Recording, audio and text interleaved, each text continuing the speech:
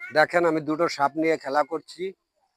আমি কিন্তু প্রকৃতভাবে কোনো বাইদেও না, কোনো উজাও না।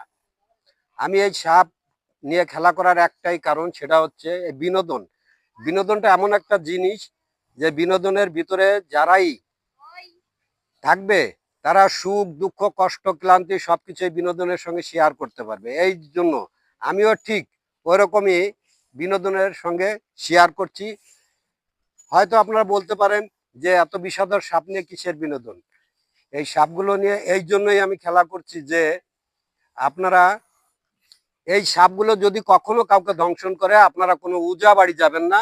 আপনাদের কাছে এক অনুরোধ, বিশেষ করে অনুরোধ রইল, কোনো উজা বাড়িতে যাবেন না। আপনারা সরাসরি ডাক্তারের কাছে চলে যাবেন, তাহলে আপনাদের বিষ ডাক্তারে নিরাময় করতে পারবে। এই বলে আজকে আমার ভিডিও এখানে শেষ করছি। আপনাদের বাকি অংশ দেখার জন্য আপনাদের অনুরোধ রইল, আপনারা লাইক শেয়ার কমেন্ট করবেন। আপনাদের কাছে বিশেষ করে অনুরোধ জানিয়ে এখানে শেষ করছি। আল্লাহ হাফেজ।